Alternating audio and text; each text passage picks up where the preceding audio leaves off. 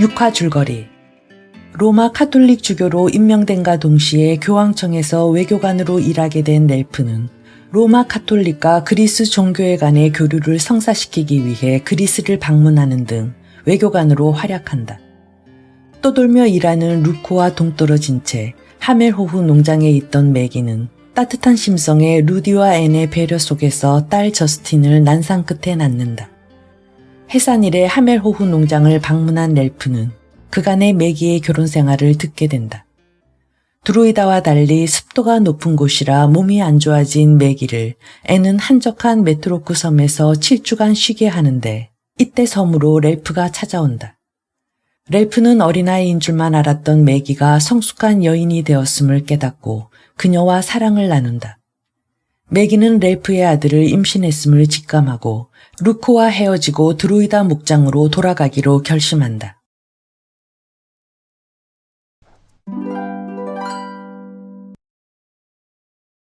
제5부 피 1938년에서 1953년 매기 드로이다로 돌아가다.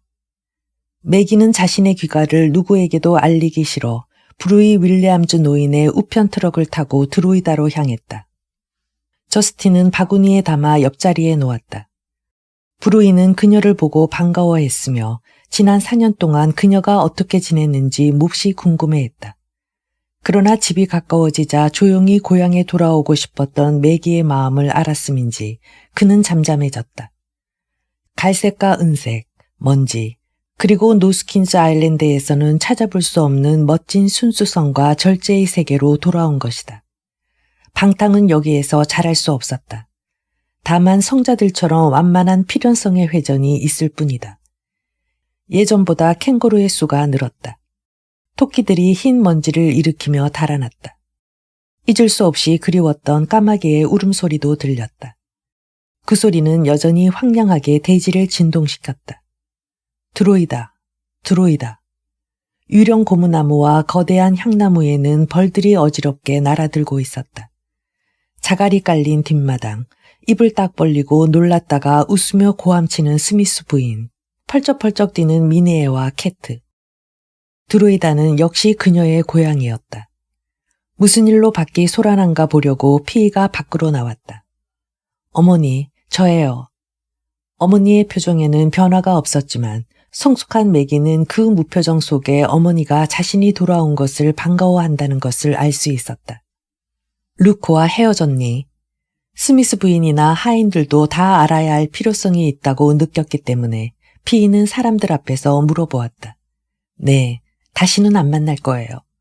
그 사람은 가정이나 자식들이나 나를 필요로 하지 않는 사람이에요. 자식들이라니. 저스틴 말고도 난 아이를 더 낳게 될 거예요. 그러자 주위에서 기쁨의 환성들이 튀어나왔다. 매기의 방은 예전 그대로였다. 그 옆방에는 저스틴과 앞으로 태어날 아기의 방이 될 것이다. 아, 고향은 역시 좋은 곳이로구나. 보부도 매기를 반가이 맞아주었다. 점점 돌아가신 아버지와 비슷해 보였지만 자식을 많이 두었던 아버지에 비해 의젓함이 결여되어 있었다. 위험이란 자식을 많이 두어야 따라오는 속성인 것 같았다. 그는 말이 없고 자제력이 있고 감정이나 의견을 겉으로 드러내지 않는 점에서는 어머니를 닮았다. 그가 벌써 30대 중반이고 아직 독신이라는 것을 알고 매기는 새삼 놀랐다. 잭과 휴이도 들어왔다. 그들은 수줍은 미소로 그녀를 환영했다. 그날 저녁에 클리어린의 가족은 모두 모였다. 짐주와 패시도 길리에서 왔다. 매기, 이렇게 가물기는 내 평생 처음 보는 일이야. 비가 2년 동안이나 한 방울도 내리지 않았어. 토끼들이 어찌나 극성을 부리는지 이제는 풀을 베어 양의 입에 먹여줄 수밖에 없어. 양이 어떤 동물인지 알지? 하고 보부가 말했다. 양은 도무지 투쟁심이 없는 동물이었다. 더구나 곡식은 안 먹고 꼭 풀만 먹었다. 그러나 수십만 마리의 양을 먹일 풀을 인간의 손으로 베어다 먹인다는 것은 어려운 일이었다. 그리고 일손도 부족했다. 저도 돕겠어요. 매기가 말했다. 그래다오. 그전처럼 내가 말을 타고 목장을 돌아다닌다면 한 사람의 남자 몫은 톡톡히 하지. 쌍둥이들도 이제 소년이 되어 리버뷰 학교를 졸업하고 목장으로 돌아와 있었다. 렐프가 타던 밤색말과 자신이 타던 검정말은 얼마 전에 죽어서 마구간이 비어 있었다. 매기가 아무 말이나 타려고 했으나 보부가 좋은 말을 사다 주었다. 가뭄은 지독했다. 어떤 가뭄에도 드로이다의 풀은 견뎌냈었는데 이번 가뭄에는 풀이 바싹바싹 부서지고 있었다. 대지가 쩍쩍 갈라졌다. 땅이 갈라지면 좋아하는 것은 토끼들 뿐이다. 매기가 떠나기 전에도 토끼로 인한 피해는 컸었지만 지금은 눈만 돌리면 토끼였고 그것들이 귀한 풀을 축내고 있었다. 귀엽게 생긴 동물에게는 안 됐지만 매기는 토끼덫을 놓는 법을 배웠다. 고향이 그리워서 영국에서 토끼를 가져온 폼이라는 사람을 원망해야지 별 수 있니? 보부가 씁쓸하게 말했다. 원래 호주에는 토끼가 없었다. 따라서 토끼의 천적이 되는 동물이 없었다. 여우를 수입해 보았으나 여우는 번식이 되지 않았다. 인간만이 토끼의 천적이었다. 말을 타고 다닐 수 없을 정도로 몸이 무거워지자 매기는 집안에서 여자들과 바느질, 뜨개질에 전념했다. 새로 태어날 아기를 위한 것이었다. 그녀는 뱃속의 아기를 꼭 아들이라고 생각했다. 저스틴과는 달리 그녀의 일부라고 생각했다. 매기는 임신으로 인한 고통이 전혀 없었다. 아기를 낳을 날만 기다렸다. 저스틴도 이제는 영리한 계집아이로 성장하고 있었다. 전과 달리 그 애를 귀여워해주고 있었으나 저스틴이 자기의 사랑의 표현을 조용히 외면한다는 사실을 알았다. 집으로 돌아온 짐즈와 패시에게 사랑을 쏟으려던 스미스 부인은 그들이 대개 목장에 나가고 없었기 때문에 자연히 저스틴에게 사랑을 쏟았다. 그러나 저스틴은 매기에게 대하듯 그녀에게도 쌀쌀맞게 굴었다. 저스틴은 9개월 만에 혼자서 걷고 말하게 되자 제멋대로 돌아다녔고 또 고집이 대단했다. 또한 그 애는 미소를 짓는다든지 웃는 일이 없었다. 저스틴이 정확히 16개월 되던 10월 1일에 매기는 아들을 분만했다. 예정보다 4주나 빨랐다. 스미스 부인과 피이가 아기를 받았다. 그 아이는 렐프를 그대로 닮았다. 루코와 렐프의 외모가 비슷하다는 것이 다행이었다. 아무도 아기의 모습에 대해 시비하려 들지 않을 테니까. 아기의 이름은 지었니? 피이도 아기가 몹시 귀여운 듯했다. 매기는 갓난아기를 안고 있는 어머니의 모습을 보고 속으로 감사했다. 어머니가 이 아기를 사랑할 것 같았다. 프랭크를 사랑하던 것 같지는 않겠지만 갓난아기에 대해 무엇인가를 느끼고 있는 것 같았다. 대인이라고 부르겠어요. 이상한 이름이구나. 그건 온일가의 이름이냐? 넌 이미 루코와 헤어지지 않았니? 루코와는 관계가 없어요. 이 아이의 이름이니까요. 부르기 좋고 듣기 좋으면 되는 거예요. 매기는 눈을 돌려 자신의 가슴을 바라보았다. 저스틴을 낳았을 때는 나오지 않던 젖이 이번에는 넘쳐 흐르는 것이었다. 어머니, 아기를 이리 주세요. 젖을 먹여야겠어요. 젖이 너무 많아서 젖을 짜내는 펌프가 있어야겠어요. 길리에 가서 하나 구해주세요. 젖을 문 아기를 내려다 볼 때 매기의 가슴에는 사랑이 넘쳐 흘렀다. 이 아기로서 충분하다. 대인이면 더 바랄 것이 없다. 아기야, 넌 내 거야. 누구에게도 널 내주지 않을 거야. 성직자여서 너를 인지할 수 없는 내 아버지 렐프에게도 주지 않을 테다. 멋있는 일이잖니. 렐프는 지중해의 봄이 무르익고 있는 4월에 제노바에 상륙했다. 그곳에서 로마행 기차를 탔다. 요청만 했다면 바티칸의 전용차가 왔겠지만 그는 번잡한 것을 원치 않았다. 영혼의 도시 로마. 그러나 로마에서 그에게 관계가 있는 부분은 바티칸이라고 부르는 장소였다. 양탄자와 회화 작품가, 프랑스식 융단과 가구로 인해 풍요한 색채가 지배하는 방 한가운데 비토리오 카스반자, 즉 디 콘티니 베르체즈 추기경이 앉아 있었다. 렐프 대주교는 방을 가로질러 걸어가서 무릎을 꿇고 그의 손가락에 끼어있는 반지에다 입을 맞췄다. 그리고 자신의 볼을 그의 손에다 댔다. 나중에 고백하려 했으나 그는 사실을 숨길 수 없음을 알았다. 비토리오 추기경은 다른 손을 렐프의 어깨 위에 얹더니 안내한 승려에게 나가보라고 고개를 끄덕였다. 렐프 대주교는 굽혔던 등을 펴고 그를 정면으로 보았다. 얼굴이 많이 변했구나. 고통을 겪은 얼굴이군. 그렇게 아름다웠던 눈에도 변화가 있군. 비토리오 추기경은 렐프의 눈이 전보다 침착해졌고 모든 것을 이해하고 관용할 수 있는 눈빛이라고 생각했다. 인간에 대해서 연민을 느끼고 그로 인해 순환을 받을 때 어찌 그의 눈빛에 나타나지 않겠는가. 렐프, 이리 앉게. 추기경님, 전 고해성사를 하고 싶습니다. 그건 나중에 해요. 우리 얘기를 영어로 말일세. 벽에도 귀가 있지만 우리 천주님의 덕택에 영어를 알아듣는 사람은 없다네. 자, 앉게. 오랜만에 보니까 무척 기쁘군. 자네의 현명한 조언과 합리성, 그리고 자네와의 대화가 그리웠네. 이곳에서 보낸 사람치고 자네 반만큼도 내 마음에 드는 사람을 못 만났다네. 순간 렐프는 순수하지 못한 자신이 이 순수한 자리로 온 것에 몸을 떨었다. 렐프, 우리는 성직자야. 하지만 성직자이기 전에 인간이라는 것을 부인할 수는 없네.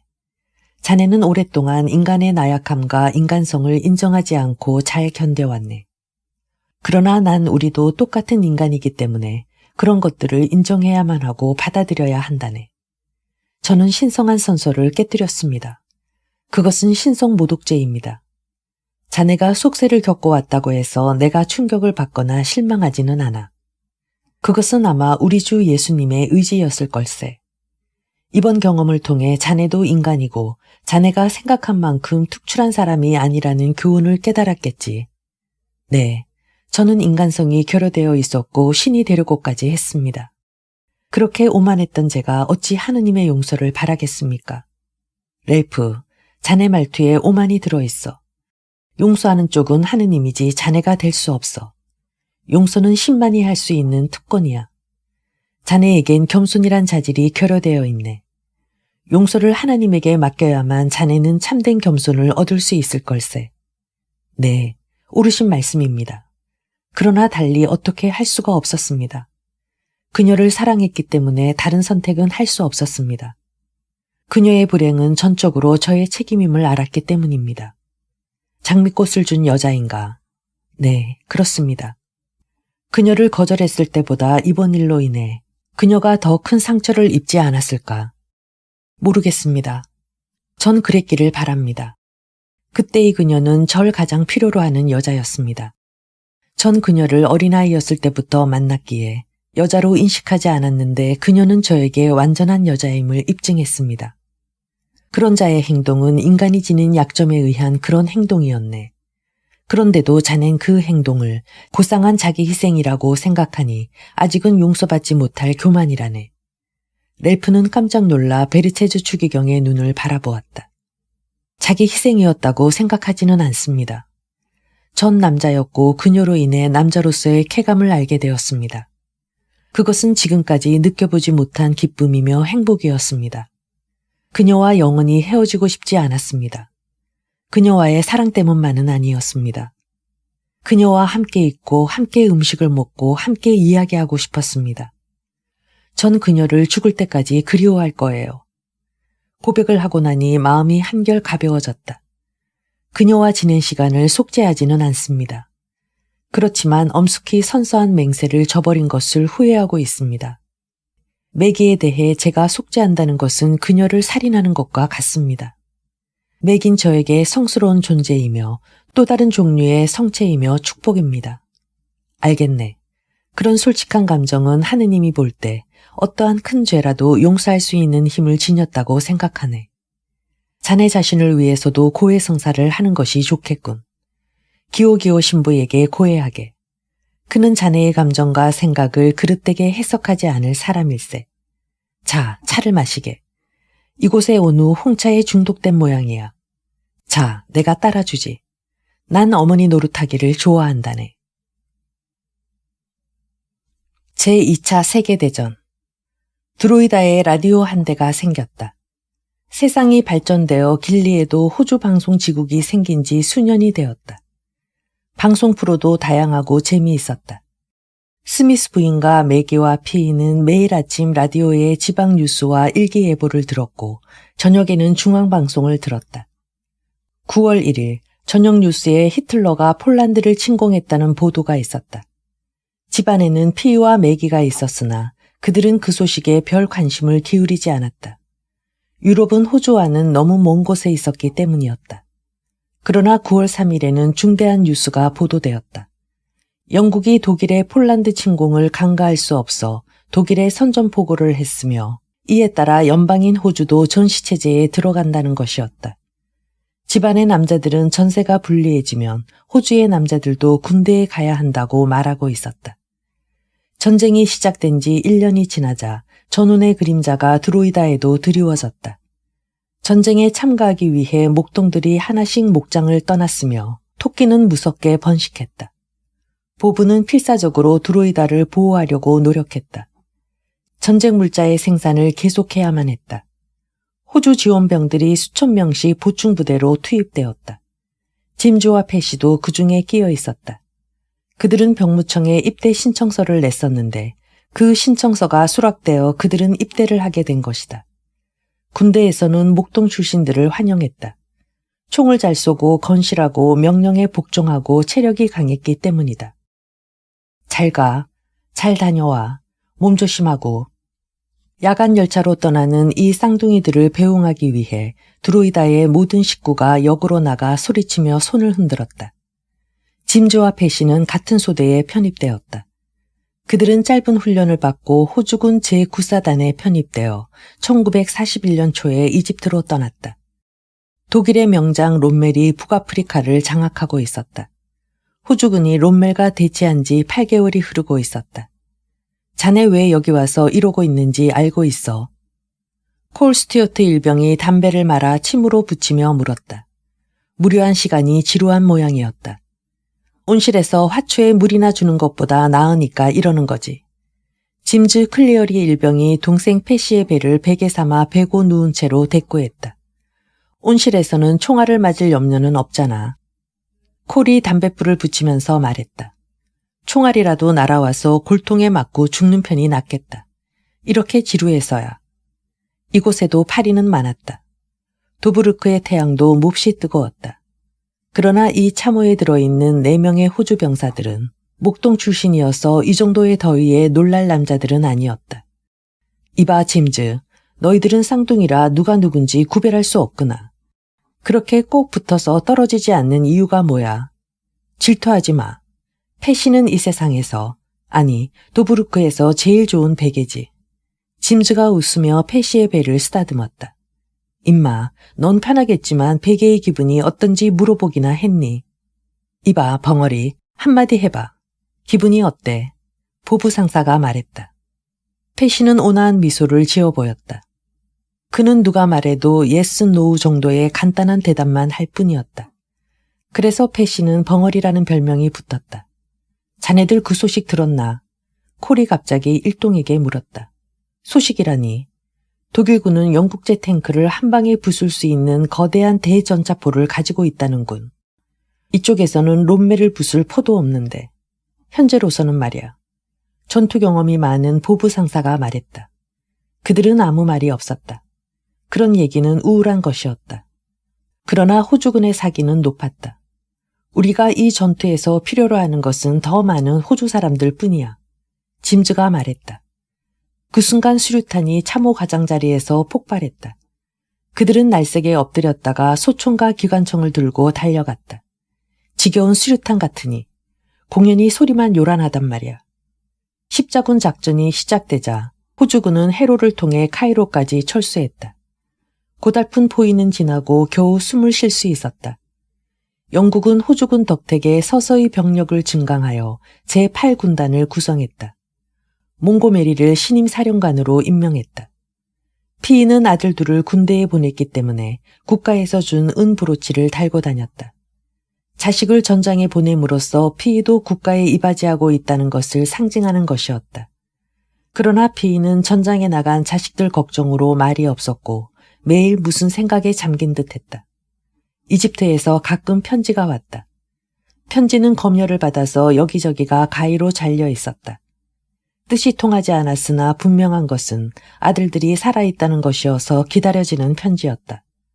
드로이다에는 계속 비가 내리지 않았다. 신은 인간의 희망을 좌절시키기로 한 모양이었다. 1941년은 가뭄이 5년째로 접어드는 해였다. 은행의 예금 잔고는 넉넉해서 양에게 먹일 풀을 다른 지방에서 사올 수 있었으나 양들은 사다 주는 풀은 먹지 않았다. 풀은 시도 없이 사라지고 땅은 시커멓게 금이 간 황무지였다. 매기와 오빠들은 비실거리는 들짐승을 볼 때마다 총으로 쏘아 죽였다. 천천히 죽어가는 고통을 덜어주기 위해서였다. 매기가 가장 싫어하는 일은 목장을 둘러보는 일이 되었다. 가뭄이 심해서 일하기가 힘들게 되자 일꾼들은 목장보다 환영받는 군대에 입대하는 편을 택했다. 그래서 매기도 일주일 내내 목장의 떼약볕에서 일해야만 되었다. 매기는 아이들을 빌미로 쉴 수도 있었지만 그것은 보부가 매기의 목까지 일을 해야 된다는 것을 의미하기 때문에 매기는 이를 악물고 피곤한 기색을 숨겼다. 그렇기 때문에 매기는 매일 아이들이 잠들고 나서야 집으로 돌아왔다. 대인을 볼 때마다 매기의 가슴에는 큰 동요가 일곤 했다. 대인은 정말 아름다운 아이였다. 길리의 낯선 사람들도 할머니 품에 안긴 대인을 보고 감탄사를 연발했다. 대인의 얼굴은 항상 웃는 모습이었으며 의젓했고 벌써 사람과 사물을 구별할 줄 아는 것 같았다. 다른 것은 모두 렐프를 닮았으나 머리카락은 렐프의 흑발이 아니라 엷은 금발이었다. 저스틴은 동생을 보는 순간부터 사랑했다. 귀여워서 어쩔 줄을 몰라 했다. 매기로서는 이보다 다행한 일이 없었다. 어느 쉬는 일요일에 매기는 저스틴을 무릎에 안아 올리며 대인을 돌보는 일에 대해 심각하게 말했다. 엄마는 집에 있는 시간이 거의 없으니까 대인을 돌볼 수 없단다. 그러니까 저스틴, 내가 잘 보살펴야겠지. 대인은 너의 하나밖에 없는 동생이야.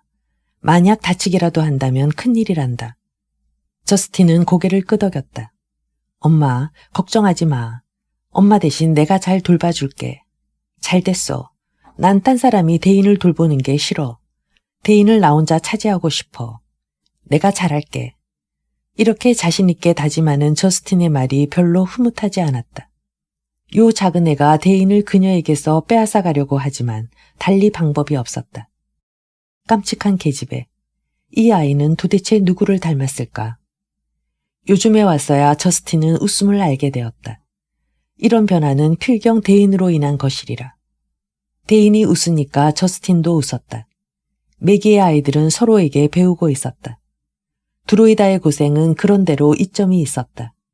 드로이다에 이런 어려움이 없었다면 잭과 휴이도 당장 군대에 자원하여 아프리카 전투에 참가했을 것이다. 이번 가뭄은 호주 역사에 대한 발로 기록될 만한 것이었다. 그러나 국민들은 가뭄뿐만 아니라 전쟁에도 관심을 쏟고 있었다. 막내들을 아프리카에 보낸 드로이다에서는 리비아 전투에 밀고 밀리는 전하에 온 관심을 쏟고 있었다. 호주에 다시 선거가 실시되었다. 드로이다 사람들은 농민이기 때문에 노동당의 지휘자 존 커틴에게 표를 던졌다. 그 결과 현재까지 집권했던 보수당의 고든 메지스가 물러나게 되었다. 이것은 드로이다에 몇 년 만에 접하는 희소식이었다. 1940년과 1941년에 걸쳐 일본에 대한 불안이 증가하고 있었는데 루즈벨트와 처칠이 일본에 대한 석유 공급 중단을 선언하자 그 불안은 현실이 되었다. 유럽과 호주는 워낙 멀어서 히틀러의 공격을 받을 염려는 없었지만 일본은 아시아에 있고 두 나라 사이에는 섬이 많아서 원정하기가 용이했던 것이다. 마침내 일본은 진주만을 기습하고 연합군에게 선전포고를 했다. 1941년 홍콩이 함락되었다. 싱가포르이 건재했기 때문에 사람들은 아직은 안심이라고 생각했다. 그러나 1942년 일본군은 별 전투도 없이 싱가포르를 함락시켰다. 그때 바로 기막힌 소식이 들렸다. 북아프리카에 주둔한 모든 호주군이 본국으로 귀환한다는 것이었다. 커틴 수상이 처칠의 분노에도 불구하고 호주군을 철수시키기로 결정한 것이다.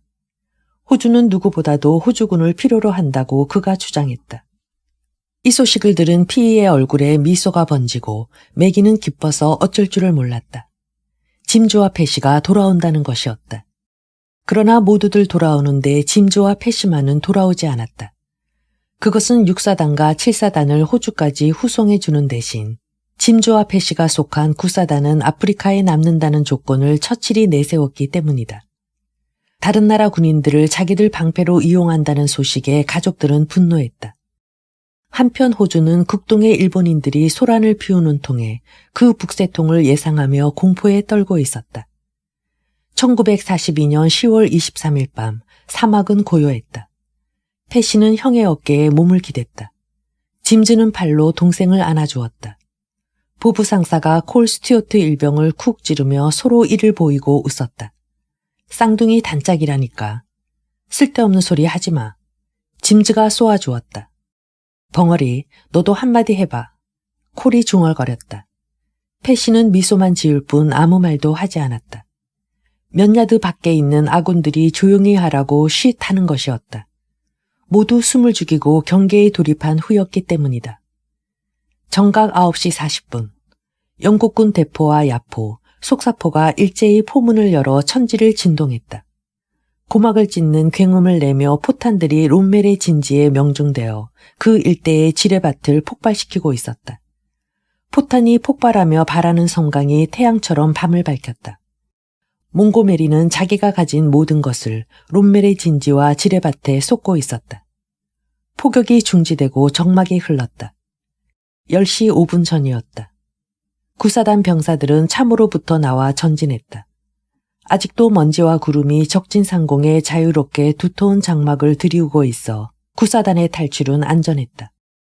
영국군의 포탄이 지뢰밭을 쑥밭으로 만들었으며 먼지와 탄약 냄새로 자욱한 사막을 12시간 만에 탈출했다. 구사단은 이제 호주로 돌아올 수 있게 되었다. 뉴기니아에 상륙한 일본군과 싸우기 위해 태평양으로 오는 것이었다. 별로 신통치 않게 훈련된 군대였지만 혁혁한 정가를 올리고 귀국하는 중이었다. 짐즈와 패시도 기로에 올랐다. 고국에 돌아온 쌍둥이들은 휴가를 얻었다. 온 가족이 역으로 마중을 나갔다. 역 구내의 잔디밭에서 기다리고 있을 때 기차가 들어왔다. 그들은 기차가 정지하기도 전에 내렸는데 그들의 모습은 몰라볼 정도로 변해 있었다. 정글복을 입은 그들은 낯선 타국의 군인 같았다. 그들은 키가 자라 고향의 형들보다 더 컸다. 피부는 북아프리카의 태양에 타서 마호가니 같은 색이었다. 눈에는 온화함이 사라지고 슬픔이 깃들여 있었다. 온 가족이 그들을 애워쌌다. 그들은 웃고 울고 또 눈물을 흘리며 쌍둥이들을 환영했다. 쌍둥이들은 군대에서 주는 것은 아무리 먹어도 양이 차지 않았는지 무척이나 먹어대는 것이었다. 그들은 고향의 음식을 끝없이 뱃속으로 집어넣었다. 드로이다에는 훌륭한 소화제인 홍차가 있어서 걱정이 없었다. 그들은 북아프리카의 도시와 인간과 음식과 카이로의 박물관 등에 관해서 오랫동안 이야기했다. 그러나 전투 이야기는 한마디도 하지 않았다. 기억에서 영원히 지워버리고 싶은 씁쓸한 것이 모양이었다. 드로이다는 쌍둥이 귀가 한영 파티를 열었다. 여자들이 파티장으로 몰려들었다. 그러나 클리어리 가문의 남자들은 전쟁보다도 여자들을 더 무서워하여 기회만 있으면 도망치는 것이었다. 파티가 끝나고 남자들만 남았을 때 쌍둥이들은 형들과 마주 앉았어야 전투 이야기를 슬픔 어린 눈으로 했다. 그리고는 7년째 접어든 가뭄에 고생이 많았겠다며 자기들도 남아서 형들을 도와야만 했다고 말했다. 가뭄 때문에 메말라 버렸지만 짐즈와 패시에게 드로이다는 더할 수 없이 사랑스러운 땅이었으므로 그들은 말을 타고 틈만 나면 목장을 둘러보는 것이었다. 그들은 떠나기 전에 드로이다를 담뿍 담아가서 영원히 잊고 싶지 않았던 것이다. 처음에 떠날 때는 아무것도 모르고 떠났던 것이다. 매기가 제일 기뻐한 것은 쌍둥이 동생들이 대인을 몹시 사랑하며 함께 놀아주는 것이었다. 저스틴과는 그렇지 못했다. 쌍둥이들은 여자애와 노는 방법을 몰랐고 저스틴도 대인을 빼앗아간 삼촌들이 못마땅했다. 저스틴은 당분간 함께 놀 상대가 없어진 것이다. 누나, 대인은 정말 귀여워요.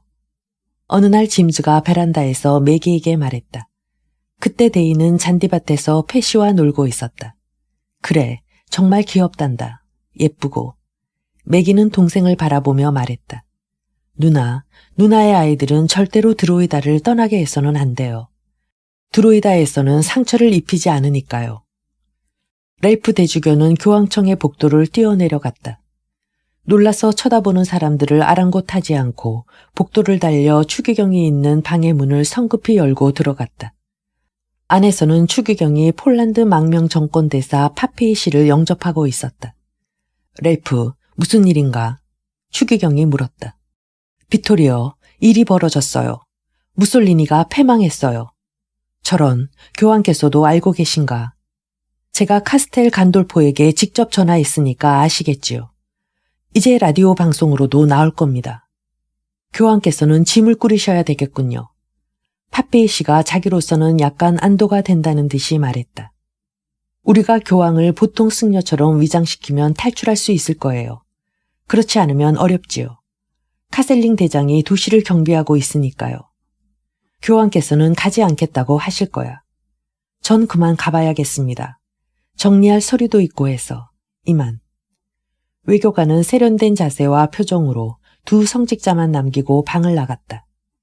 밖에 받는 그의 국민들을 위해 중지해달라고 왔어요. 안 됐어. 자기의 국민을 그렇게 사랑하다니. 우리들은 안 그런가요? 물론 우리도 마찬가지지. 지금 사태는 교황이 알고 있는 것보다 훨씬 심각해요. 그렇지만 중요한 것은 그의 말을 아무도 믿어주지 않는다는 사실이죠. 렐프, 그게 무슨 말인가? 그럼 사실이 그렇지 않습니까? 교황께서는 젊은 시절을 독일 미넨에서 보내실 때 독일인들을 사랑하셨잖습니까? 그래서 독일인이 아무리 처참한 학살을 한다고 해도 믿지 않으실 겁니다. 독일인처럼 교양 있고 문화적인 국민은 없다는 믿음을 갖고 계시니 말입니다. 렐프, 자네가 이곳으로 온 것은 개인적으로 교황에게 충성을 맹세했기 때문이야. 히틀러는 대영제국과 우리를 둘 다 부수고 싶겠지만 그중에 어쩔 수 없이 우리를 택해 온 힘을 대영제국을 쳐부수는 데 기울이고 있어. 우리가 한마디라도 한다면 우리를 파괴할 걸세. 그러나 우리는 반드시 히틀러를 비난하고 그의 만행을 소리쳐 알려야 해요. 우린 순교자가 될 각오를 해야만 합니다. 렐프, 당신은 현명한 줄 알았는데 그는 절대로 우리를 총살시키지 않을 거야. 그리고 우린 교황에게 복종할 것을 맹세했어. 교황께서는 잘못 판단하고 계신 겁니다. 그분은 온 신경을 공산주의에만 쏟고 계세요. 독일이 공산주의에 가장 강한 적이라고 생각하시지요. 그분은 히틀러가 정권을 굳건히 잡고 있기를 바라십니다. 그리고 이탈리아는 무솔리니가 지배하기를 바라고 계십니다. 설마 자네가 모르는 게 있어. 그분은 교황이시고 틀림없이 판단하시는 분이야. 그것을 자네가 부정한다면 자네의 신앙 자체를 부정하는 일이야. 문이 조용히 하지만 급하게 열렸다. 캐셀링 장군의 방문입니다. 두 고위층 성직자는 지금까지의 의견의 차이를 얼굴에서 지우고 미소를 지으며 일어났다. 장군님, 어서 오십시오. 이렇게 찾아주셔서 영광입니다. 차를 드시겠습니까? 추기경이 말했다. 대화는 독일어로 진행되었다. 바티칸의 간부들은 많은 사람들이 할 줄 아는 독일어로 대화를 했다. 교황은 독일어로 말하는 것을 좋아했다. 고맙습니다. 한 잔 주십시오. 이탈리아인이면서도 홍차를 마시는 것이 습관이 되어 끊을 수가 없군요. 추기경이 순박하게 웃으며 말했다. 대주교님도 그렇습니까? 저는 아일랜드인입니다. 아일랜드 사람들도 차를 마시며 성장합니다. 무슨 일이라도 있는지요? 추기경이 물었다. 무솔리니의 운명을 추기경님들도 들으셨을 줄 압니다. 네, 들었습니다. 그렇다면 제가 온 목적도 아시겠군요. 모든 것이 잘 되어 간다는 소식을 교황께 전해드리려고 왔습니다. 제가 바빠서 직접 만나뵐 시간이 없으니 잘 전해주십시오.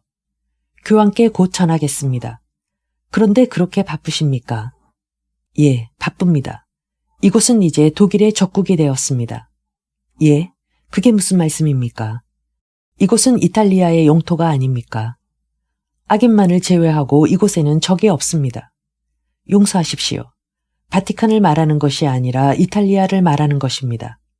이제 우리는 이탈리아를 점령 치하에 두게 될 것입니다. 본관의 부대는 이제까지 동맹군으로 주둔했습니다만 이제부터는 경찰이 될 것입니다. 친애하는 장군님, 이 유서 깊은 로마를 보다 자유롭고 개방적인 장소로 할 수 있게 해주십시오. 문화유산들이 파손되지 않도록 각별히 배려해 주십시오.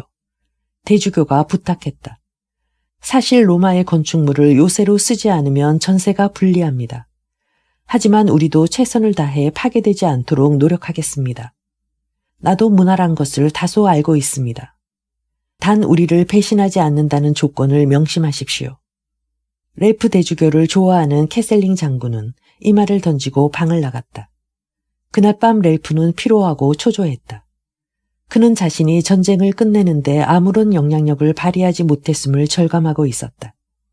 고대 예술품에 대한 걱정이나 하는 것이 고작이었다.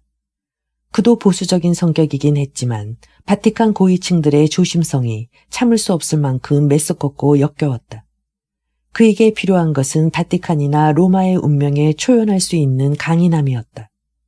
신도 이젠 지칠 대로 지쳐서 인간들더러 마음대로 파괴하며 즐기라고 허용한 것 같았다. 렐프 대주교는 성 베드로 성당의 거대한 회랑을 따라 걷고 있었다. 그는 발자국 소리 사이사이에서 희미한 신음소리를 들었다. 그의 손에 들렸던 플래시에 불이 켜졌다. 그는 신음소리가 나는 곳으로 불빛을 비추었다. 그가 비춘 불빛은 가장 훌륭한 예술작품인 미켈란젤로의 피에타상을 보여주었고 동상 밑에 또 하나의 얼굴이 있었는데 그늘이 진 고통스러운 사람의 얼굴이었다. 안녕하세요. 렐프는 미소를 지으며 독일어로 물었다. 대답이 없었다. 그러나 그는 독일군 병사였으며 평범한 인간이었다. 독일군이라도 그의 양임에 틀림없었다. 무슨 일이 생겼소? 플래시 불빛 속에서 움직이는 독일 병사의 이마에는 땀방울이 맺혀 있었다. 어디가 아픈가요? 아닙니다. 마침내 그 병사가 입을 열었다. 무슨 일이죠? 자, 대답해봐요. 아무 대답이 없자 당신은 모르겠지만 이렇게 묻는 것이 내가 이 세상에서 해야 할 일입니다. 자, 말해봐요. 전 이곳에 기도하러 왔습니다. 무슨 일이 있었소? 문이 잠겨서 빠져나가지 못했소. 예, 하지만 그런 건 문제가 아닙니다. 여기서 하룻밤 지내셔도 됩니다. 나도 저 문을 열 열쇠는 없으니까. 자, 날 따라와요. 그들은 아무 말 없이 걸었다. 독일 병사는 불안한 표정을 씻어버리고 렐프에게 바싹 붙어 따라오고 있었다. 렐프는 그를 자기 방으로 인도했다. 그들은 방에 들어서자 상대방을 자세히 볼 수 있었다.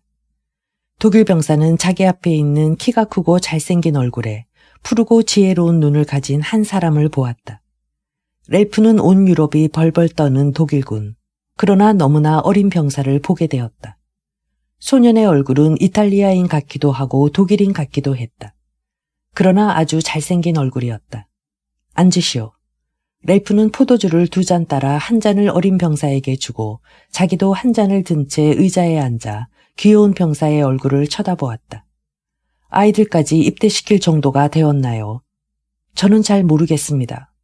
전 고아원에 있었는데 이상하게 일찍 뽑혀 나왔습니다. 이름이 뭐죠? 라이노 미링 하르타임입니다. 자랑스러운 듯이 대답했다. 아주 좋은 이름이군요. 그렇죠. 제가 지은 겁니다. 고아원에서는 라이너 슈미트라고 불렸는데 입대할 때 바꾸었습니다. 라이너, 왜 조금 전에 그렇게 겁을 먹고 있었죠? 전 수녀님들에게서 성 베드로 성당에 대한 이야기를 많이 듣고 사진으로도 보았습니다. 그런데 막상 와보니 생각했던 것과는 많이 달랐습니다. 난 주님을 가까이 느낄 수 없었습니다. 크기만 하고 싸늘한 냉기만 감돌았습니다. 무슨 뜻인지 알겠어요. 나도 이곳에 친숙해지기까지는 많은 시간이 걸렸어요. 전 2가지를 기도드리러 왔었습니다. 소년 병사는 진지하게 말했다. 렐프는 그 2가지가 어떤 것이냐고 묻지 않았다. 공포심을 주는 것들 때문이었나요? 네. 성 베드로 성당이 절 도와줄 수 있으리라 믿어요. 공포감을 갖게 하는 것이 무엇이죠? 저를 유대인으로 낙인 찍으려는 것과 우리 부대가 러시아 전투에 투입된다고 해요. 알겠어요. 그런 것이라면 공포에 사로잡힐 만도 하군요. 라이너를 유대인으로 단정할 가능성이 있나요? 수녀님들을 조사하면 당장 탄로가 날 거예요. 수녀님들은 알고 있다고 해도 말하지 않아요. 왜 그런 일을 조회하는지 수녀님도 알고 계실 테니까요. 그럴까요? 그랬으면 좋겠어요. 그는 기어드는 목소리로 말했다. 저는 독일인이며 카톨릭 신자입니다. 독일이 인종이나 종교를 박해하지 않는 곳이 되기를 바라고 있습니다. 전쟁 후에 살아남는다면 그런 일에 제 일생을 바치고 싶습니다. 라이너가 살아남아 성공하도록 기도드리겠어요. 정말이십니까? 저를 위해서 말입니까? 물론이지요. 신부님은 누구십니까? 나는 렐프드 브리카사르 대주교예요. 그래요. 전 평범한 신부님인 줄 알았어요. 평범한 신부예요. 그 이상의 아무것도 아니죠. 대주교님께 맹세하겠습니다. 저를 위해 기도해 주십시오. 제가 소망하는 것을 달성할 때까지 제 목숨이 붙어 있다면 전 꼭 로마로 돌아와 대주교님의 기도가 어떤 성과를 이루었는지 보여드리겠습니다.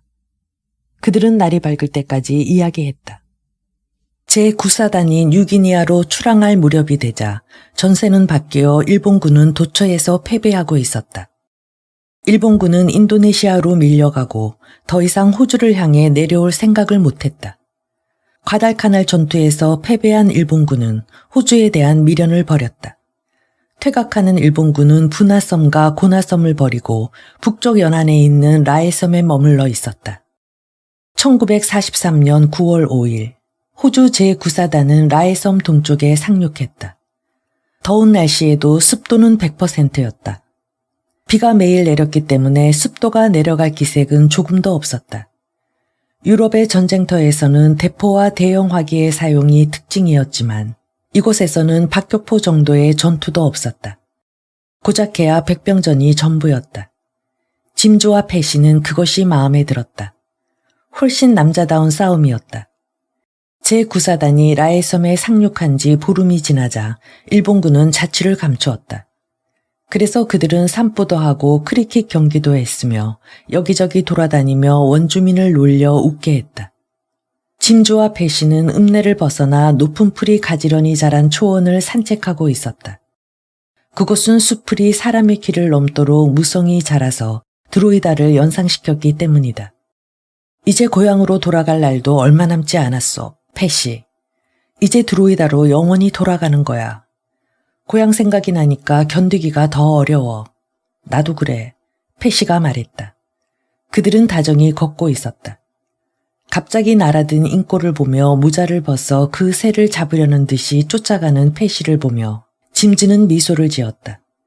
정말 드로이다가 절실히 생각나는 순간이었다.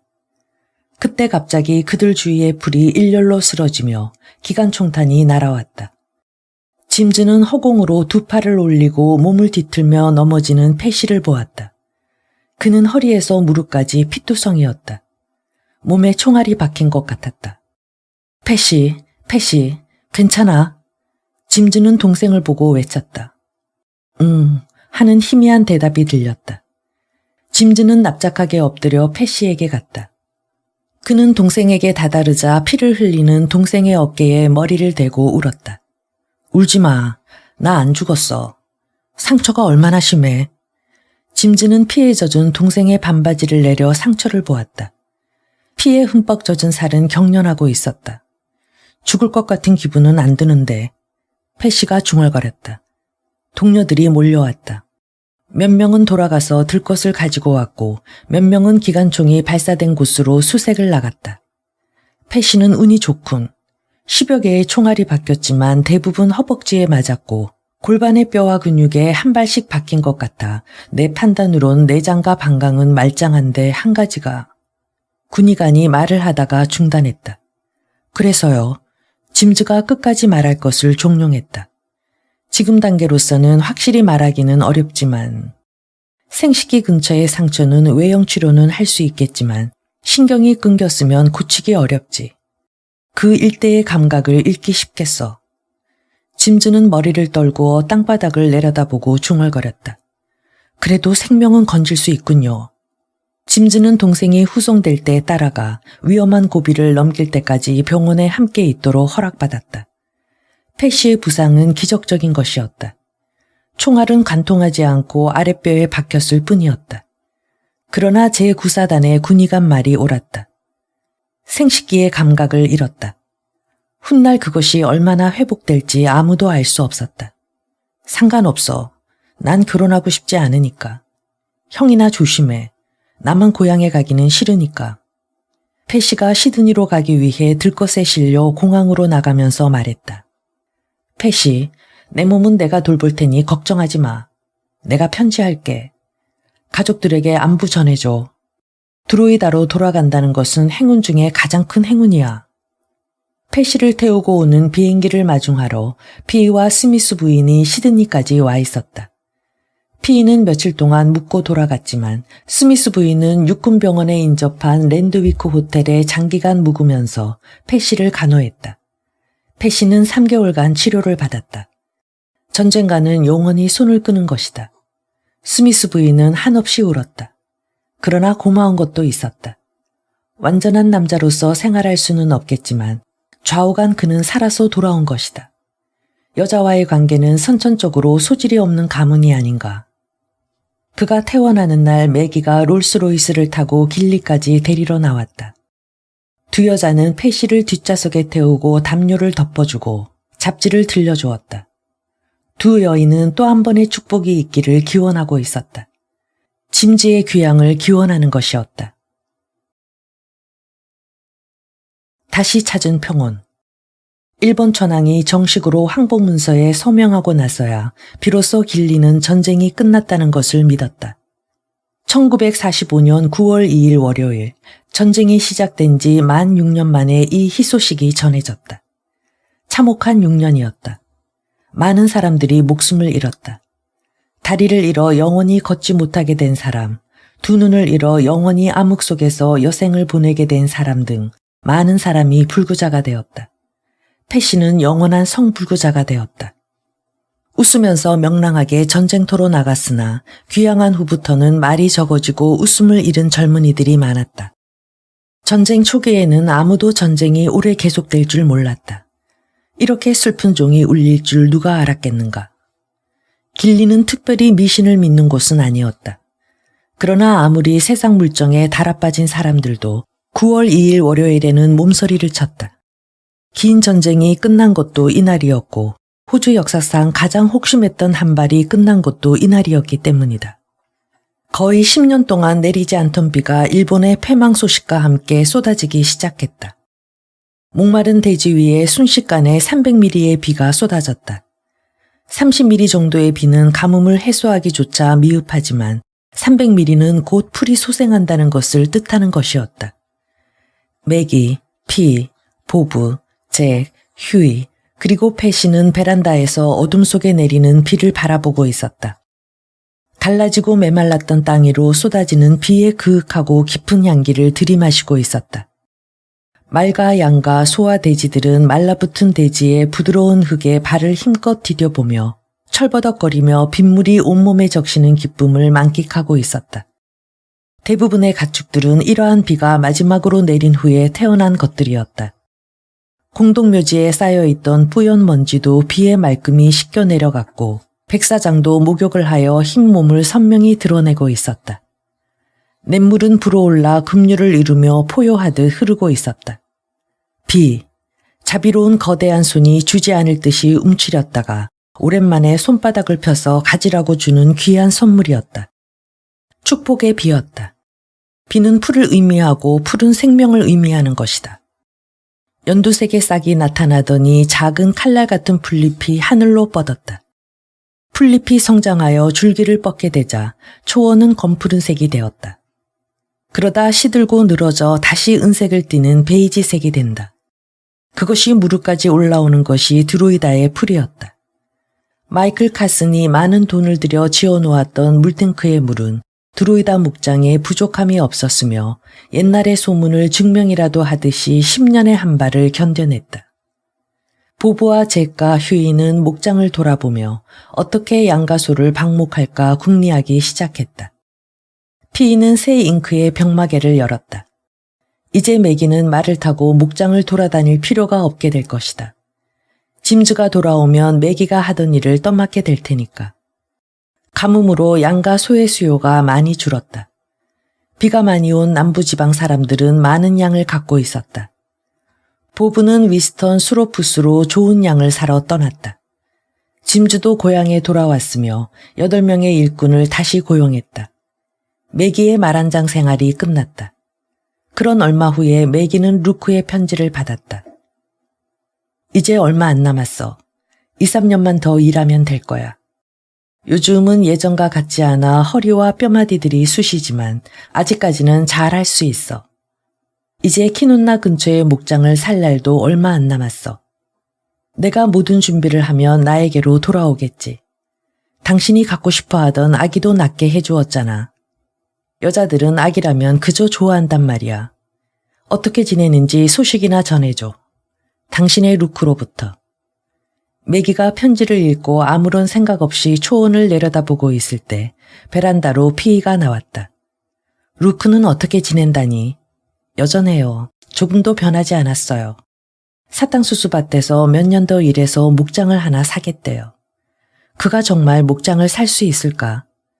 언제 살지 모르지만 살 거예요. 그러면 같이 살 거니, 매기. 절대로 그런 일은 없을 거예요. 그럼 왜 루크와 헤어지고 재혼은 하지 않니? 아직도 이녹 데이비즈가 애타게 널 기다린다는구나. 매기가 의아한 표정으로 피이를 바라보았다. 어머니는 정말 저를 성숙한 여자로 대해주시는군요. 세상에. 그러나 피이는 웃지 않았다. 피이는 요즘에도 별로 미소를 짓지 않았다. 지금까지 성숙한 여인이 되지 못했다면 앞으로도 힘들겠지. 그렇지만 이제 너도 성숙한 여인이 된 것 같아. 나도 늙으니까 수다스러워지는구나. 매기는 어머니의 말투가 재미있어 웃음을 터뜨렸다. 어머니, 모두 비가 온 탓인가 봐요. 드로이다에 풀이 다시 자라고 푸른 잔디밭이 가꾸어진다고 생각하니 멋있지 않아요? 그래, 멋있겠지. 그런데 넌 왜 하재를 바꾸는 거냐? 왜 루크와 이혼하고 재혼을 하지 않니? 그건 교회법에 어긋나잖아요. 쓸데없는 소리를 하는구나. 그런 이유라면 내가 이해하기 힘들구나. 전 아이들과 드로이다 곁에서 마음껏 행복하게 살 수 있어요. 그때 매기의 웃음소리와 무척 닮은 웃음소리가 숲에서 들려왔다. 들어보세요. 대인이에요. 대인은 아직 어리지만 나만큼이나 말을 탈 줄 알아요. 대인, 거기서 뭘 하니? 어서 나오너라. 피이가 숲을 향해 소리쳤다. 숲속에서 나온 대인은 입과 두 손에 흙을 잔뜩 묻힌 채 말했다. 엄마, 흙이 맛있다는 걸 알아요. 정말이에요. 7살인 나이에 비해 키가 꽤 컸다. 몸은 늘씬하고 우아했으며 얼굴은 섬세한 도자기에서나 볼 수 있는 아름다움을 지니고 있었다. 저스틴이 나타나서 대인 옆으로 섰다. 그에도 키가 컸으며 몸은 좀 여인 편이고 얼굴에는 주근깨가 많았다. 예쁘지는 않았지만 강렬한 성격과 개성이 얼굴에 나타나 있는 이 애를 한 번이라도 본 사람이면 그 얼굴을 잊지 않았다. 저스틴은 지금까지 대인을 애지중지하고 자신의 전유물로 생각했다. 그래서 매기와 저스틴 사이에는 마음의 갈등이 있었다. 매기가 목장일을 그만두고 엄마 역할을 한다는 것에 저스틴은 정신적인 충격을 받았다. 저스틴은 어머니라는 존재가 필요 없었다. 매기를 자신과 대인과의 즐거운 생활에 끼어든 방해자로 생각할 뿐이었다. 내가 흙을 먹지 말라고 했는데도 먹었어요. 저스틴이 변명하듯 말했다. 저스틴, 흙을 먹는다고 죽진 않지만 몸에는 좋지 않아. 대인, 넌 왜 흙을 먹었지? 거기 있길래 먹었어요. 흙이 몸에 나쁘다면 맛이 없어야 될 텐데 맛있어요. 맛이 있다고 모두 좋은 건 아니야. 어떤 것은 독이 있는데도 맛이 있단다. 그런 게 어딨어요? 대인이 도전적으로 말했다. 닭밀이 그렇지. 매기가 말했다. 대인은 닭밀을 잔뜩 먹었다가 토하고 설사를 한 적이 있었다. 그래서 대인은 어머니의 말이 옳다는 것을 인정했다. 하지만 난 죽지 않고 여기 서 있어요. 그러니까 닭밀에는 독이 없는 거예요. 토해서 살아났지. 만약 토하지 않았다면 넌 큰일 났을 거다. 대인과 저스틴은 어깨동무를 하고 잔디밭을 가로질러 향나무가 있는 곳으로 걸어갔다. 쟤들은 성격이 너무 달라요. 그런데도 사이가 좋거든요. 참 신기해요. 그러나 피이는 다른 생각을 하고 있었다. 대인은 제 아버지를 그대로 닮았어. 매기는 가슴이 철렁했다. 물론 그것은 죄의식일 뿐이다. 루크를 닮았다는 말이겠지. 어머니, 대인이 제 아빠를 닮았다고요. 데이는 성격이나 외모 어느 하나도 루크를 닮지 않았어요. 피이는 웃음을 터뜨렸다. 피이가 매기를 바라보았다. 넌 날 바보로 취급하는구나. 내가 지금 루크의 이야기를 하는 줄 아니. 난 렐프드 브리카사르 이야기를 하는 거야. 매기는 심장이 멈춰지는 것 같아 얼굴이 하얗게 되었다. 참 어머니도 무슨 그런 엉뚱한 말씀을 하시는 거예요. 렐프 신부님이라뇨. 그녀의 목소리는 납처럼 무겁게 가라앉아 있었다. 루크는 절대로 저 애의 아버지가 아니야. 저 앤 렐프드 브리카사르의 아들이야. 난 내가 저 애를 낳는 순간 알았어. 그럼 왜 지금까지 아무 말씀도 하지 않으셨어요? 7년이 지난 지금에야 그런 엉뚱한 이야기를 하시다니. 이제 내가 늙는 모양이다. 그런데 나이를 먹는다는 것에도 나름대로의 축복이 있는 모양이다. 드로이다가 다시 옛날 렐프가 드나들던 드로이다로 되돌아가는 사실이 무척 흐뭇하구나. 엉뚱한 말씀을 해서 사람 놀라게 하지 마세요. 그건 사실이 아니란 말이에요. 매기는 필사적으로 부인했다. 갑자기 피이가 손을 내밀어 매기의 무릎 위에 얹었다.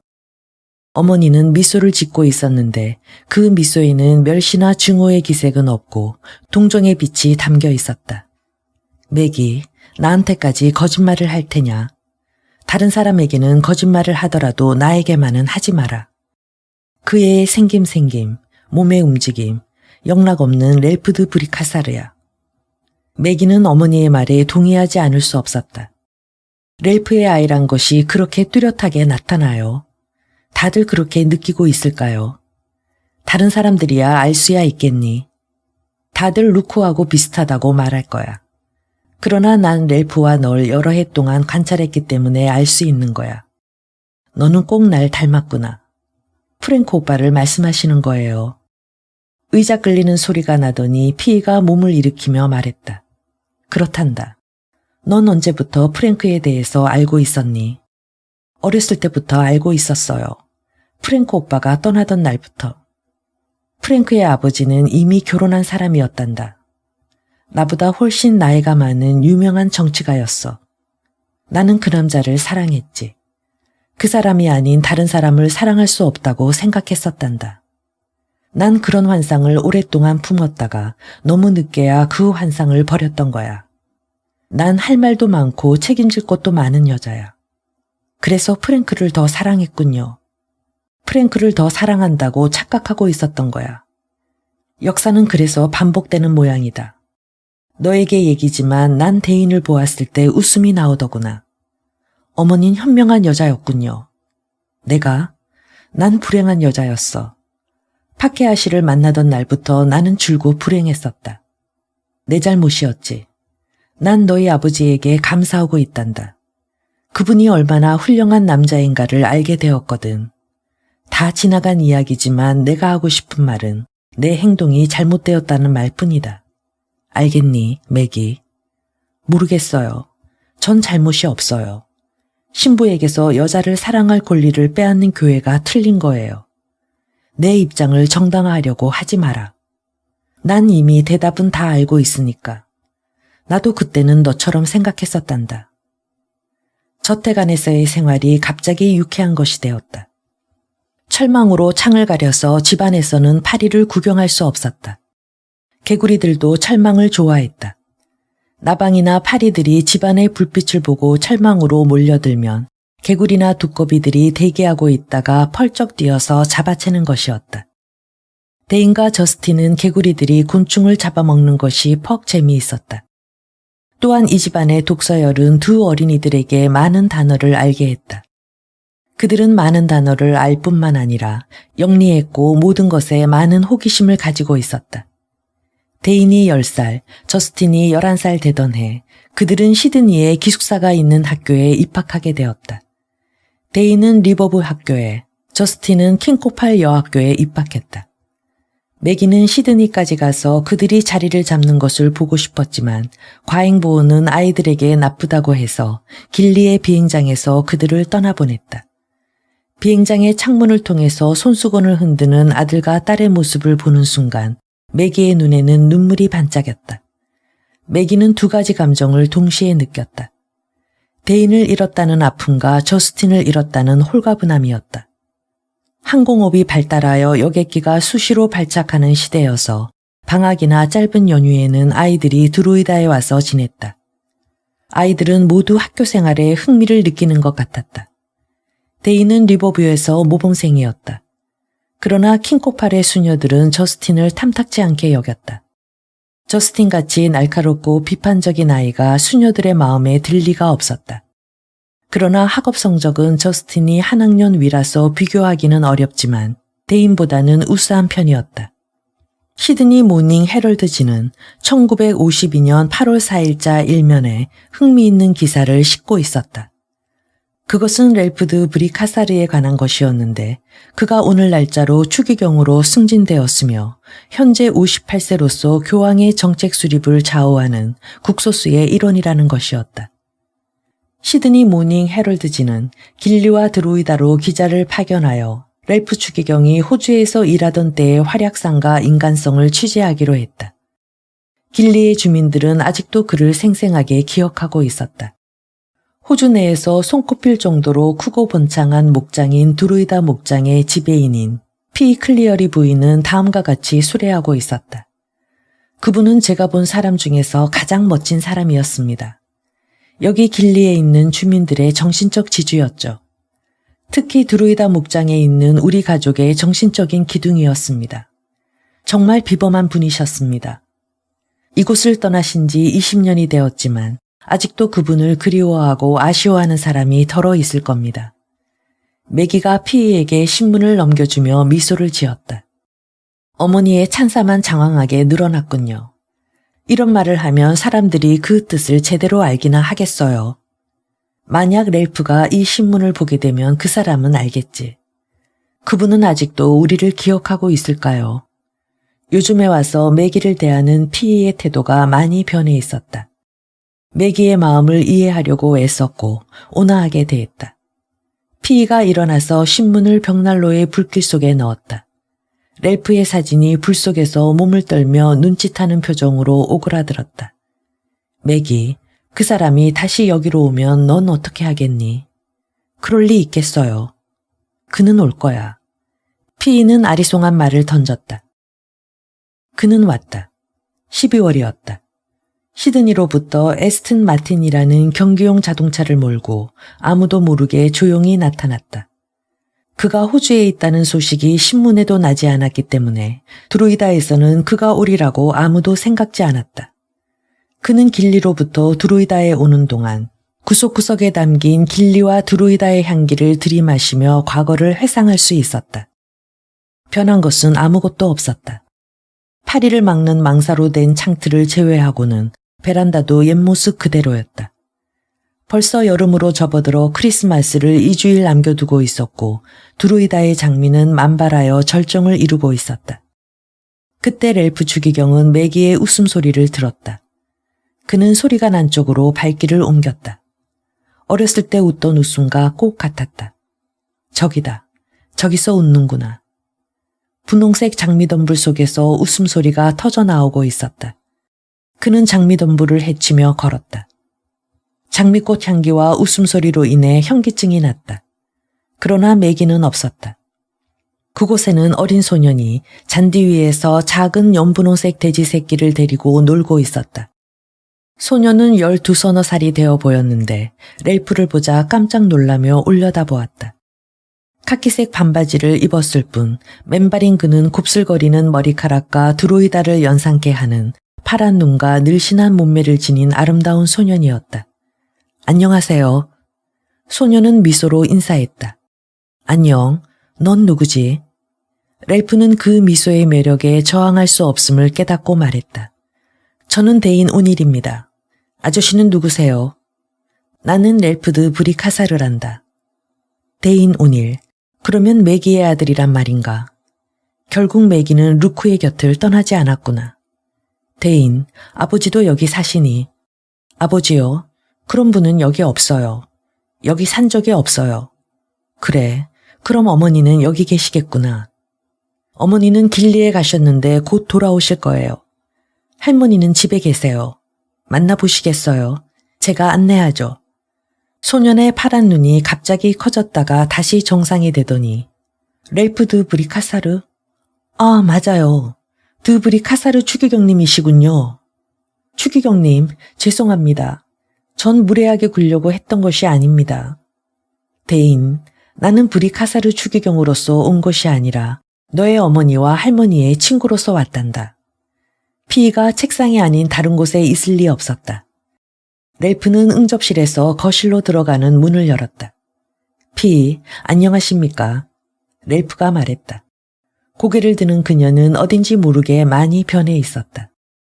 그녀가 72세라는 것을 기억해낼 수 있었다. 오, 렐프, 어서 와요. 다시 뵙게 되어서 반갑군요. 피이는 매일 드나드는 사람을 대하듯 렐프를 맞이하는 것이었다. 다시 뵙게 되어서 정말 반갑군요. 호주에 계신 줄은 몰랐어요. 아무도 모르고 있습니다. 몇 주일의 휴가를 얻었어요. 저희 집에 머무르실 거죠? 나에게 달리 머물 곳이 있겠습니까? 얼마나 기쁘세요. 헤럴드지의 기사를 보셨나요? 읽었습니다. 당신의 혀도 날카로워졌더군요. 그래요. 게다가 그 날카로운 혀를 사용하기를 즐기기까지 한답니다. 오랫동안 아무 말도 하지 않았거든요. 그렇게 좋은 걸 사용하지 않았다는 것을 이제서야 깨닫게 되었어요. 매기는 길리에 갔는데 곧 돌아올 거예요. 데인과 저스틴이 창문가에 나타났다. 할머니, 지금 말 타고 샘터까지 갔다 와도 돼요. 규칙을 알면서 무슨 소리냐. 어서 들어와서 손님한테 인사드려라. 벌써 만나봤습니다. 그래요. 난 또 내가 학교에 가버린 줄 알았지. 렐프가 데인에게 미소 지으며 말했다. 12월에는 수업이 없어요. 여름방학이에요. 너무 오래전의 일이라서 이 남반구에서는 12월과 1월 2달 동안 여름방학을 즐긴다는 사실을 잊고 있었던 것이다. 추기경님, 여기 오래 계실 건가요? 데인은 아직도 렐프의 매력을 떨쳐버리지 못하고 물었다. 추기경님은 휴가가 끝나실 때까지 여기서 머무르실 거다. 그리고 항상 추기경님 하고 부르면 약간 지루하다고 느끼실 테니 렐프 아저씨라고 부르면 어떨까? 아저씨? 할머니, 아저씨라고 부르는 것은 집안 규칙에 어긋나요. 우린 아저씨들에게도 그냥 이름을 부르잖아요. 그러니까 이분도 그냥 렐프예요. 저스틴, 그게 무슨 말버릇이냐. 피, 괜찮아요. 난 사람들이 렐프라고 부르는 게 더 좋아요. 전 그냥 렐프라고 못 부르겠어요. 데인, 렐프라고 불러도 괜찮다. 죄가 되지 않아. 렐프가 말했다. 데인, 우리는 나가서 놀자. 저스틴이 말했다. 렐프 추기경과 바로 그의 아들 데인은 함께 나란히 서서 피이를 바라보았다. 어머나, 저런. 아니지. 데인, 누나와 나가 놀아라. 피이는 하마터면 아버지와 아들이 어쩜 그렇게도 닮았느냐고 탄성을 지를 뻔했던 것이다. 데인은 누나의 뒤를 따라 달려나갔다. 피이는 하던 일을 계속하려고 책상 쪽으로 다가갔다. 렐프는 피이가 장부를 정리하는 모습을 측은하게 생각하며 바라보다가 부엌으로 가보겠다고 말했다. 부엌도 옛모습 그대로였다. 렐프는 스미스 부인과 두 하녀들과 오랫동안 이야기를 나누었다. 그들은 그가 떠날 때보다 훨씬 늙은 모습이었지만 행복해 보였다. 정말 행복해했다. 그러나 피이는 행복하지 못했다. 그는 매기가 행복한지 어쩐지 매기가 몹시 보고 싶어졌다. 그는 부엌에서 나와 잔디밭을 지나 냇물이 있는 곳까지 산책을 했다. 공동묘지도 옛날과 다름없이 평화스러웠다. 그는 자신이 이곳에 묻히도록 손을 써두었으며 잊지 않고 있다가 나를 이곳에 묻어달라고 로마 당국에다 일러줘야겠다고 생각했다. 그가 고개를 돌려 묘지의 천사상 쪽을 바라보았다. 그리고 그녀가 오고 있었다. 매기가 흰 울타리를 넘어 렐프에게 어찌나 가까이 다가섰던지 그는 매기의 눈밖에 볼 수 없었다. 그녀는 두 팔로 렐프의 목을 감싸 안았다. 그의 운명은 다시금 그의 감촉에 있었고 그녀에게서 떠난 적이 없었던 것 같았다. 오랜 세월 동안 그리운 시간이요 체온이었다. 매기. 그는 얼굴을 그녀의 머리에 파묻고 두 팔로 그녀를 안았다. 그녀의 모자가 풀밭에 뒹굴었다. 그렇게 오래 못 만났는데도 아무것도 변하지 않았군요. 매기가 눈을 감은 채 말했다. 전혀 변하지 않았어. 렐프는 그 말이 진심임을 믿고 있었다. 렐프, 여기는 드로이다예요. 제가 전에 말씀드렸듯이 여기 드로이다에서는 당신이 하느님의 소유가 아니라 제 소유예요. 알아, 인정해.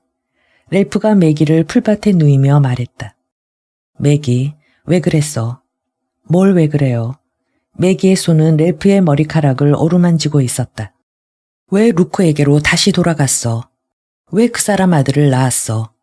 그가 질투를 나타내며 말했다. 매기의 영혼은 투명한 잿빛 창문을 통해 밖을 내다보면서 생각을 그에게서 감추었다. 렐프가 그녀의 진심을 알 수 없었다. 강요했어요. 딱 한 분뿐이었어요. 하지만 난 대인을 얻었죠. 그래서 후회하지 않아요. 대인은 지금까지 내가 치른 모든 희생을 보상해 주리만큼 좋은 아들이에요. 미안해. 내가 말할 권리가 없는 것을 알고 있어.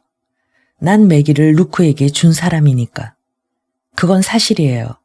당신은 날 그에게 준 거예요. 아주 훌륭한 아들이더군. 루크를 닮았나. 매기는 속으로 미소를 지으며 풀잎을 하나 뜯었다. 아니에요. 루크를 닮지 않았어요. 저를 닮은 것도 아니고. 난 그 애들을 사랑해. 당신의 아이이기 때문이야. 당신은 여전히 감상적이군요. 당신을 안 지 30년이 지났군요. 30일밖에 안 된 것 같은데. 그때나 지금이나 당신은 보기 좋아요. 30년? 그렇게 오래되었나? 제 나이가 41예요. 그러니까 그렇게 되죠. 그들은 일어서서 집을 향해 걸었다. 대인의 웃음소리는 당신과 똑같더군. 그의 웃음소리가 내가 드로이다에 와서 가장 먼저 듣게 된 인간의 음성이었어. 난 당신이 웃고 있는 줄 알고 가보았더니 대인이 아니겠어. 아, 그럼 당신이 드로이다에서 제일 먼저 본 사람이 대인이군요. 그렇지. 그래, 그런 것 같아. 렐프, 대인이 마음에 드세요? 매기가 아주 진지하게 물었다. 아주 마음에 들어. 당신의 아들인데 그렇지 않을 수 있겠어. 하지만 저스틴은 나를 좋아하지 않더군. 그 애는 아주 별나요. 제가 나이를 먹으면서 욕을 배웠는데 모두 그 애 때문이에요. 그리고 조금은 당신 때문이기도 하고. 루크 때문에도 좀 그래요. 그리고 전쟁 때문에도 그렇죠. 매기, 많이 변했군. 제가요? 꼭 그렇지만은 않아요. 전 옛날의 매기 그대로예요. 글쎄. 렐프, 당신은 많이 변했어요. 그래? 어느 면에서? 지나가는 모든 바람이 스치는 주춧돌 있잖아요. 그러나 꼭대기에서 내려다보는 풍경이 모두 실망뿐인. 그렇군. 언젠가 내가 매기에게 말했었지. 매기는 평범한 여자에 불과하다고. 그 말을 취소하겠어. 당신은 비범한 여자야. 최고의 여자야. 그건 또 왜요? 무슨 일이라도 일어났나요? 아니, 난 바티칸의 우상들을 많이 봤어. 사실 그것도 낡은 화석처럼 노후한 세계야. 내가 보이지 않는 무엇을 움켜잡으려고 한 걸까? 당신은 현실적인 저의 참모습을 보셔야 했어요. 그때 나로서는 매기의 다른 면을 볼 수 없었어. 당신과 함께 살았다면 존귀한 인간은 되지 못했어도 훌륭한 남자는 되었을 거야. 하지만 난 어쩔 수 없었어. 이해할 수 있겠어, 매기. 그녀의 손이 살며시 렐프의 손을 잡았다. 렐프, 그때는 당신의 심정을 이해할 수 없어서 야속했지만 이제는 이해할 수 있을 것 같은 느낌이 들어요. 인간은 무엇인가 떼어버릴 수 없는 것을 마음속 깊이 간직하고 있는 피조물인가 봐요. 가슴을 가시에 찔려 붉은 피를 흘리면서도 아름다운 노래를 부르면서 죽어간다는 켈트족의 전설에 나오는 새가 바로 우리들인 거예요. 그 새는 아름다운 노래를 위해 그렇게 하지 않고서는 견딜 수 없는 거예요. 이래서는 안 되지 하면서도 해서는 안 되는 그 일을 하고야 마는 존재들. 사람은 누구나 자신의 작은 노래를 부르고 있는 거예요. 그것이 이 세상에서 가장 아름다운 노래라는 확신을 가지고 말이에요. 아시겠어요? 우리는 우리 자신의 가시를 창조하고 있어요. 남은 일은 그 아픔을 감수하는 일뿐이에요. 그리고 그것은 가치 있는 일이라고 자신에게 다짐하는 일이에요. 난 못 알아듣겠는걸. 그 아픔, 왜 아픔을 겪어야 하지? 하느님에게 물어보세요. 그는 아픔에 대한 권위자가 아니신가요? 신은 현재의 우리를, 온 세상을 창조하셨으니까요.